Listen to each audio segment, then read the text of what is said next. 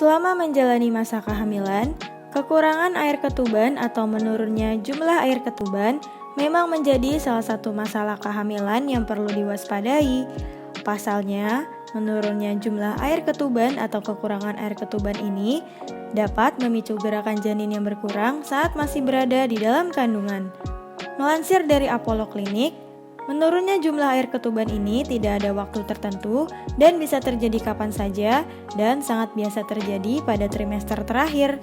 Biasanya, dokter kandungan akan memeriksa kondisi air ketuban dengan metode AFI atau Amniotic Fluid Index.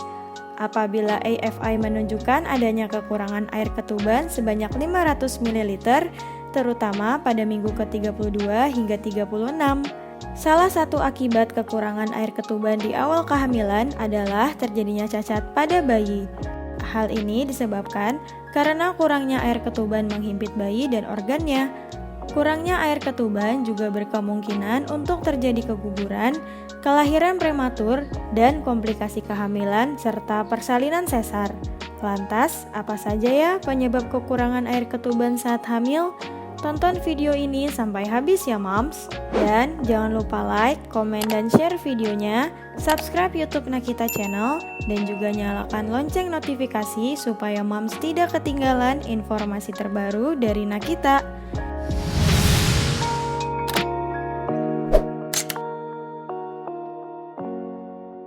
Berikut penyebab kekurangan air ketuban selama masa kehamilan. Kelainan bawaan. Melansir dari Medical News Today, perlu berhati-hati bagi moms yang memiliki masalah ginjal. Terlebih, komponen utama air ketuban pada paruh kedua kehamilan adalah urin janin. Biasanya, kelainan pada ginjal yang bisa menurun pada janin juga memengaruhi jumlah volume air ketuban. Membran yang pecah atau bocor. Adanya membran yang pecah membuat air ketuban menjadi bocor. Moms perlu memerhatikan jika diketahui ada masalah dengan air ketuban yang bocor sebelum usia kehamilan 37 minggu.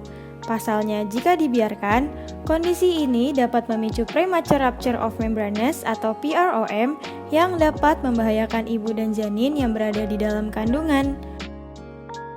Masalah pada plasenta. Selain itu, moms juga harus memerhatikan plasenta ketika akan memeriksakan kandungan. Pasalnya, jika plasenta tidak mampu menyalurkan darah dan nutrisi yang cukup pada bayi, dapat membuat janin berhenti memproduksi cairan. Sehingga kondisi ini dapat membahayakan janin yang masih berada di dalam kandungan. Kehamilan lewat bulan. Kehamilan yang sudah melewati masanya bisa menjadi salah satu faktor kurangnya air ketuban, apalagi jika umur kehamilan sudah melebihi 42 minggu. Dalam umur kehamilan lebih dari 42 minggu, fungsi plasenta akan berkurang dan berujung pada penyebab janin kurang bergerak. Komplikasi pada ibu. Faktor komplikasi seperti preeklamsia, hipertensi, dehidrasi, dan diabetes menjadi salah satu penyebabnya juga. Terjadinya hipoksia juga memengaruhi tingkat volume air ketuban.